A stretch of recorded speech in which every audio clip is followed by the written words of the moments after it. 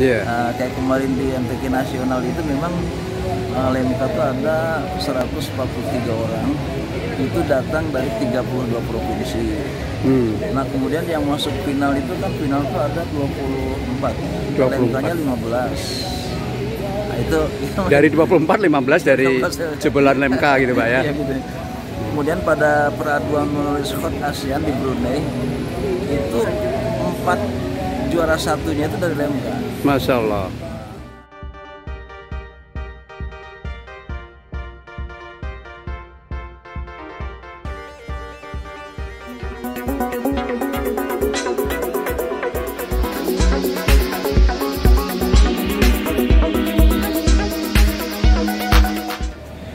Assalamualaikum warahmatullahi wabarakatuh, para pemirsa Jauhar Effendi Channel. Jumpa lagi.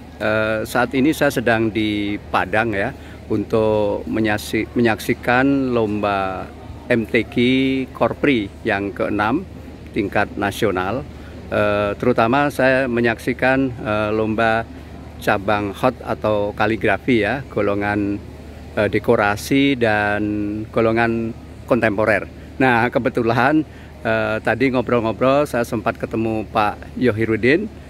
Nah beliau ini pelatih dari lomba kaligrafi daerah khusus Ibu Kota Jakarta. Ini tentu menarik. Kita langsung bertanya aja kepada ahlinya.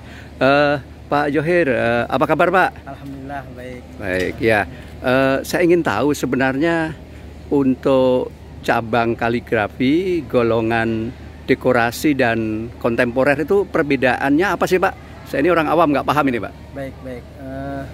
Dari MTQ itu ada beberapa cabang di kaligrafi, ada beberapa golongan. Yang pertama itu ada golongan di Korpri ini terutama ada dekorasi, ada kontemporer, ada digital. Ada 3 golongan itu yang dilombakan di MTQ Korpri ini. Tentu ada perbedaan-perbedaan. Yang pertama untuk dekorasi itu jelas medianya triplek ukuran 80 kali 120 dan yang digunakan adalah hot murni kaidah baku, mulai dari hot sulus, nasi, farisi, rik'i dan dewani jali. Ini kaidahnya sudah ada standarnya, sudah ada pakemnya. Kemudian ada cabang kontemporer. Kontemporer ini lebih ke ekspresi masing-masing senimannya. Ada beberapa ketentuan. Yang pertama itu simbolik, yang kedua figural, yang ketiga ekspresionis, yang keempat tradisional. Wow. Nah masing-masing gaya ini punya karakter masing-masing. Gitu. Kemudian yang terakhir digital. Digital ini kita mengadopsi dari hot murni juga, kaidah baku, tapi disandingkan dengan IT, dengan digitalisasi. Jadi memadukan antara yang tradisional dan kontemporer gitu Pak. Sepengetahuan Bapak, yang golongan digital ini apakah baru dilombakan di MTQ ke-6 ini atau sebelumnya sudah ada juga gitu? Sebelumnya sudah ada di Kendari 2 tahun yang lalu. Karena ini cabang baru. Jadi baru 2 kali Pak ya? Baru 2 kali. Aturan mainnya pun masih disederhanakan, tidak terlalu ketat. Oke. Ngomong-ngomong, Bapak ini alumnus Lemka juga Pak ya? Betul. Di Sukabumi Pak ya? Saya kebetulan alumni Sukabumi angkatan 2001, masih pemula, angkatan pertama. Angkatan pertama yang 1 tahun, kemudian angkatan kedua maksud saya, angkatan kedua yang 1 tahun, kemudian saya lanjut lagi di Lemka Jakarta. Sampai sekarang sebagai alumni dan pengajar di Sukabumi dan di Jakarta. Oh di Jakarta di mana anunya Pak? Di Ciputat. Oh di Ciputat. Ya. Kalau Bapak asli dari? Saya dari Jambi. Wih, Sumatera. luar biasa. Jadi setelah merantau mencari ilmu, kemudian tidak kembali ya? Dapat istirahat Betawi. Jadi. Oh iya, jadi tinggal di daerah Ciputat sana atau di mana? Di Ciputat. Oh di di Jakarta Selatan itu Pak ya? Maksudnya Tangerang. Oh masuk Tangerang ya? Sekarang masuk Tangerang Selatan. Oh masuk Tangerang Selatan, Tangsel ya? Tangsel. Oh. Menarik kalau untuk disimak lomba-lomba kaligrafi seperti ini karena kita bisa lihat fisiknya gitu. Dari hasilnya kelihatan ada yang bagus, ada yang tidak, gitu kelihatan. Nah, tentu Bapak sebelumnya kan juga mengikuti MTQ Korpri ini ya. Betul. Di Kendari ya. Kendari. Nah, kira-kira apa sih Pak perbedaan pelaksanaan atau penyelenggaraan di Kendari dengan di Padang ini Pak? Kalau dari segi pelaksanaan hampir sama ya, Iya. karena yang dilombakan pun sama. Gitu. Kalau di teknisnya ya mungkin ada plus minusnya, mungkin di sana lebih apa, di sini lebih ada. Kalau antusiasme katakanlah warga masyarakat, mungkin di sini lebih antusias. lebih antusias ya. Karena di sini mungkin lingkungannya lingkungan sekolah ya. Mungkin, jadi sekalian mungkin dari siswa-siswa itu pada nonton rame. Gitu. Iya, kebetulan ini di SMA 1 Padang Pak ya. Baik, terima kasih Pak telah menyebarkan ilmunya. Ini menarik sekali supaya anak-anak muda lebih banyak belajar lagi memahami. Sebenarnya yang benar itu cabang khot atau cabang kaligrafi Pak? Cabang khotil Quran. Khotil Quran. Cuma orang lebih lebih familiar kaligrafi. Iya, kalau orang awam tuh pasti khot itu. Kalau khot kan bahasa Arab gitu. Artinya kaligrafi juga. Kaligrafi juga. Seni menulis indah kan. Oh, seni menulis indah Pak ya. Baik, terima kasih Pak. Sama-sama. Ya, ini rencana Bapak balik kapan? Rencana hari Minggu pagi Pak. Hari Minggu pagi, tanggal 13 ya berarti ya. 13. Oh, udah selesai penutupan ya. Terima kasih Pak Yohirudin. Sama-sama. Mudah-mudahan sampai ketemu lagi. Bapak pernah ke Kaltim atau sering ke Kaltim? Kebetulan belum Pak. Oh belum, mudah-mudahan lah ya. Amin. Mudah-mudahan nanti bisa juga membantu Kalimantan Timur. Amin. Baik, terima kasih Pak. Assalamualaikum warahmatullahi wabarakatuh.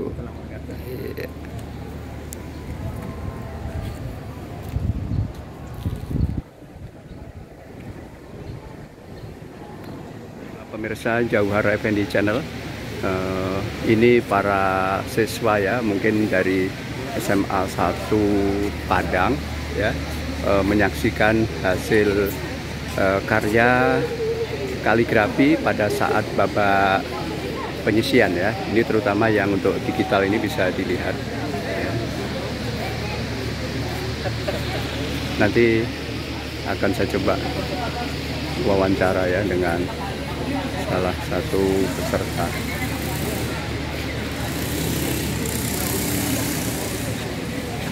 Dari SMA 1 ya? Iya Pak. Ini mau saya wawancara.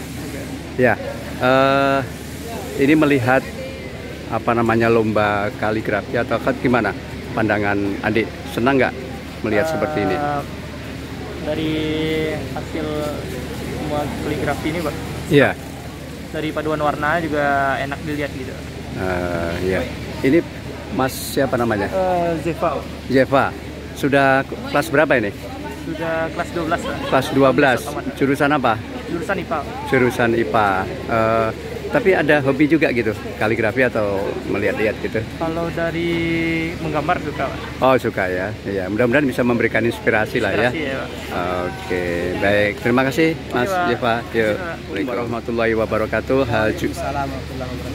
Jumpa lagi dengan Jauhar Effendi Channel. Kali ini saya mengunjungi tempat lomba musabaqah tilawatil Quran ke-6 tingkat nasional ya. Tentu ini MTQ Korpri dan saya sempat bertemu dengan Pak Yohirudin. Ternyata Pak Yohirudin ini salah satu pelatih dari kafilah DKI untuk lomba kaligrafi atau Bapak bisa menjelaskan Pak tentang cabang kaligrafi ini? Kan ada 3 golongan ya. Betul. Ada dekorasi, kemudian kontemporer dan digital. Bisa dijelaskan Pak?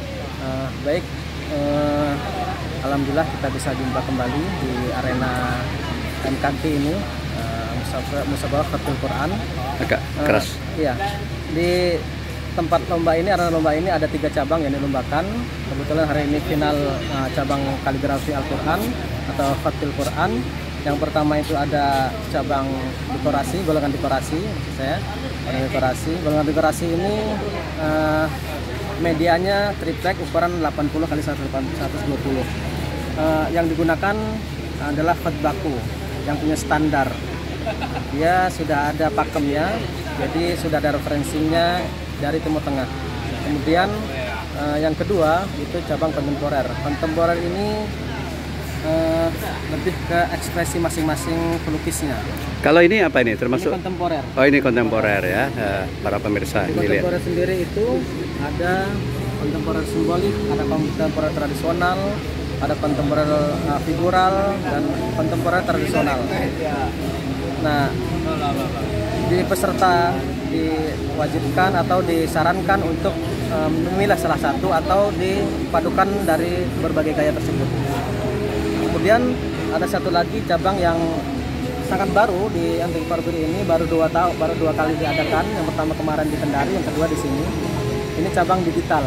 Ini sangat menarik karena memadukan IT sama tradisional. Tradisional ini artinya hurufnya ditulis dengan manual, kemudian di-scan dan dimasukkan di komputer. Nah, di komputer itu nanti diolah dengan aplikasi seperti CorelDRAW, Photoshop, dan lain-lain. Oke. Baik, terima kasih Pak Zahirudin ya. Sampai jumpa lagi dan mudah-mudahan nanti bisa ketemu pada kesempatan-kesempatan yang lain. Terima kasih. Assalamualaikum warahmatullahi wabarakatuh. Waalaikumsalam warahmatullahi wabarakatuh. Mengembangkan ilmu yang saya punya itu kepada yang lain-lain. Maka akhirnya pada tahun 1985 saya dirikan LEMDA, Lembaga Kaligrafi Al-Quran. Kemudian 13 tahun kemudian sesudah itu saya dirikan pesantrennya, Pesantren Kaligrafi Al-Quran LEMDA. Jadi pesantren ini merupakan laboratorium atau tempat bernaung para pencari ilmu kaligrafi di sana. Saya melihat Pak, juara-juara lomba kaligrafi itu rata-rata jebolan dari Lemka Pak ya. Ini Bapak luar biasa ini, apa namanya, semangatnya ya. Dan ternyata setelah saya sempat baca buku Bapak itu, ya sejarah perjuangan yang luar biasa lah, akhirnya mendirikan di Sukabumi Pak ya. Dan sekarang Bapak buka cabang juga di Jakarta Pak ya. Banyak yang pada ikut serta dan membuka semacam cabang atau sanggar-sanggar di berbagai daerah gitu ya. Apa kira-kira harapan Bapak yang belum tercapai ini kira-kira? Saya sih berharap seluruh mitra muda itu rame-rame berkaligrafi. Karena kan kaligrafi itu merupakan arts of Islamic arts ya. Di puncak seni Islam itu kaligrafi. Ada seni-seni yang lain, tari Islam, sastra Islam, kemudian silat Islami, nyanyian Islami, voice of Islam. Tapi kaligrafi itu disebut sebagai arts of Islamic arts. Jadi seninya seni Islam karena langsung datang melalui Al-Quran dari langit gitu. Oleh karena itu sangat penting sekali seluruh masyarakat muslim itu mempelajari, memperdalam kaligrafi. Nah, di dalamnya itu kan ada nilai-nilai. Jadi kaligrafi itu memiliki nilai dan tujuan. Antara lain yang pertama tuh nilai itu disebut al-ahdaf at-ta'limiyah, tujuan pengajaran. Jadi kaligrafi itu punya background pengetahuan, keilmuan, penelitian gitu. Dan yang kedua al-ahdaf at-tarbawiyah, tujuan edukatif. Kaligrafi itu mendidik sabar, mendidik bersih, mendidik untuk kreatif dan lain-lain gitu ya. Nah, itu seluruhnya tuh ada di dalam kaligrafi. Nah, yang ketiga al-ahdaf al-amaliyah, itu tujuan praktis. Di kaligrafi bisa digunakan untuk segala kepentingan. Entah untuk iklan, untuk menulis dan lain-lain. Nah, kemudian yang keempat al-ahdaf al-faniyah, tujuan estetis, di mana kaligrafi itu bisa ditampilkan sebagai alat penghias ruangan, penghias bumi, penghias rumah. Dengan kaligrafi dunia jadi indah, karena memang sifat dari kaligrafi itu adalah sebagai penghias. Al-ahdaf al-faniyah, tujuan estetis. Nah, kemudian yang terakhir itu al-ahdaf an-nafiyah, itu tujuan ekonomis. Nah, ini yang sering jadi tujuan al-awwal wal akhiru. Para kaligrafer itu adalah mendapatkan uang dari kaligrafi, dan itu sudah terbukti gitu. Jadi kaligrafi dan lain-lain dari unsur aspek Al-Quran maksudnya ya, entah tilawah atau tafsir atau hadis, itu bisa jadi sumber usaha. Bukan tujuan pokoknya tentu, tetapi yang ternyata yang jelas bahwa kaligrafi itu dan aspek Al-Quran yang lain bisa jadi sumber usaha. Nah, jadi kenapa para peserta lomba banyak dari Lemka? Jadi bukan karena Lemkanya, tetapi untuk sekarang ini para peserta itu tidak bisa tampil dan bersaing tanpa sengaja belajar. Iya. Yang dimaksud belajar itu di lembaganya atau ada guru gitu. Jadi kalau belajar sendiri bisa, tapi hasilnya nggak maksimal, ya. Maka diperlukan sekolah atau buku atau guru, tempat di mana si murid itu bisa mendapatkan ilmu langsung. Nah, Lemka itu termasuk salah satu yang mungkin kami mengawali itu semua gitu ya. Yeah. Kayak kemarin di MTQ nasional itu memang Lemka itu ada 143 orang, itu datang dari 32 provinsi. Nah, kemudian yang masuk final itu kan final itu ada 24. Lemkanya 15. Nah, itu dari 24 15 dari jebolan Lemka gitu, Pak ya. Iya, gitu. Kemudian pada peraduan menulis khot ASEAN di Brunei itu 4 juara satunya itu dari Lemka. Masya Allah. Bukan berarti Lemka bagus hebat, tidak gitu. Tapi memang kami berusaha tampil untuk mengajari anak muda berkarya, berkaligrafi, berkreatif. Karena simbol kami itu kan menulis dan melukis untuk membangun kreativitas. Jadi dengan menulis dan melukis anak bisa kreatif. Nah, kami hanya mengajak. Nah, ketika mereka datang untuk berhimpun dan belajar, ya tentulah mereka mendapatkan ilmu itu gitu ya. Gitu. Baik, luar biasa pencerahan yang diberikan oleh Pak Kiai ya, selaku pendiri Lemka di Sukabumi dan sekarang juga buka cabang di Ciputat, Pak ya, di Tangerang Selatan, Pak ya. Baik, terima kasih Pak atas pencerahannya. Mudah-mudahan ini bisa memberikan semangat dan motivasi terutama kepada anak-anak muda. Ya, sama-sama. Terima kasih. Assalamualaikum warahmatullahi wabarakatuh. Waalaikumsalam warahmatullahi wabarakatuh.